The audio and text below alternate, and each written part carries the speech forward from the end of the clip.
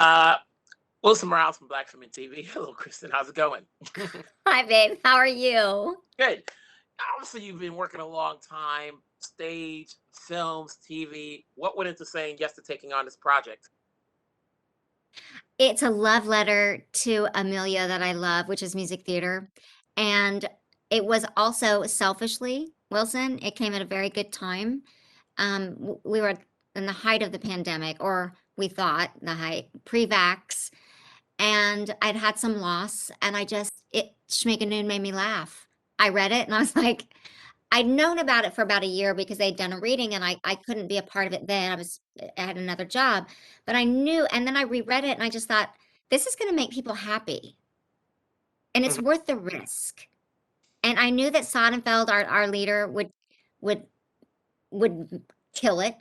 So I knew I wanted to play Mildred. I knew she was, absolutely just all kinds of wrong.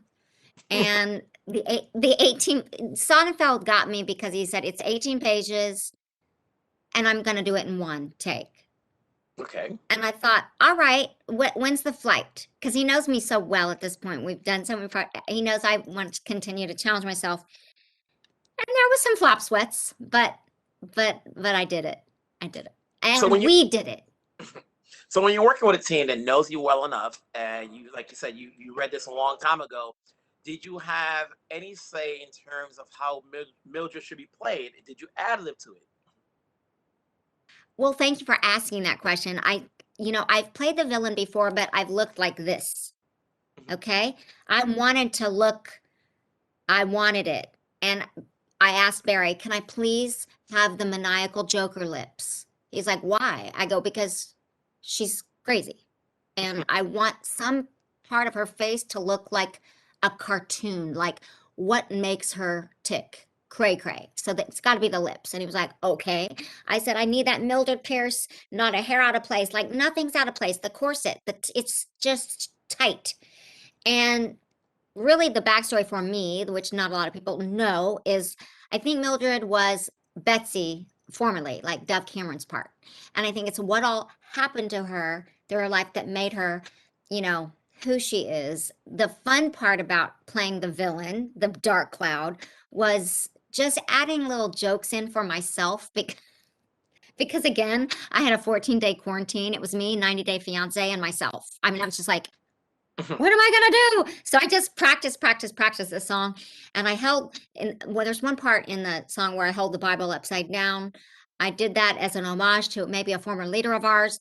I did a lot of things like that so that people understand that hurt people hurt people.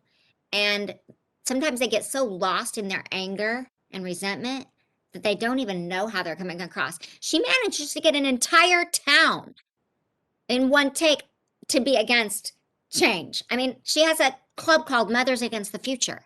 That line in and of itself, I was like, check, I'm in, check, check, this is funny. But really, I wanted to be a part of something. To be honest with you, I grew up in Broken Arrow, Oklahoma. We could never have afforded to go to New York and see a Broadway show. And now we're in a place where Broadway comes, an homage to Broadway comes into living rooms, and that made me happy. And that's great. Obviously, you mentioned the word homage, and there are several characters. It's an homage to different musicals of the past, and to see Yes. a lot of theater actors in this, which is great because we need to see them, we need to recognize them again. Theater's coming back, hopefully, full force, but what's your best recollection of the musicals of the 50s and 60s? Oh gosh, I love you. Um, if I may, here I go. Music Man. I was offered the movie 20 years ago with Matthew Broderick on television, which I did. I happen to have known the original. I know her, Shirley, and I wanted to ask her about the time. Like, why was it so wrong that Marion Peru is 30 and she's considered an old maid because she hasn't gotten married and she hasn't done the things that we're all supposed to do? Because that's Kristin Chenoweth. I've made decisions in my life. It's sacrifice. It's just my choice. And, it was just my choice. But I was like, why was it in 1907? Why was it considered she's done at 30? that's the you know, when I talk to Shirley and when I talk about the show, I learned that, my gosh, that's the way it really was. And I think about how far, if I may, as women, we've come. And the 50s gave us, and the 60s gave us another show, Promises, Promises, where a woman has an affair with a married man and she waits for him to call for 6 because he's going to leave his wife. And I'm thinking, who waits around for 6 weeks? The problem is this now. Back then they did that. And it's a time capsule. And I love that we show that if we don't remember our history, we forget how far we've come. And for me as a woman, and who made choices that not a lot of women from the South would make, okay?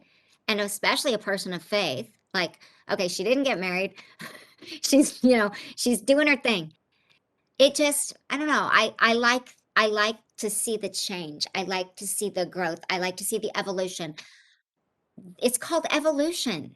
And I like that. I like that we pay homage and we look back and go, whoa, how wrong was that? You know, but we do it in a loving way. And that it was that is because of our director. He did a great job. And you did too. It's good talking to you, Kristin. Keep Thank doing your you. thing. I'm always here to support. Thanks, hopefully Wilson. Hopefully I'll see you on stage or on screen or wherever it is. Take care of yourself. You better come to Broadway when it comes back, sir. We want you there. I'll be there.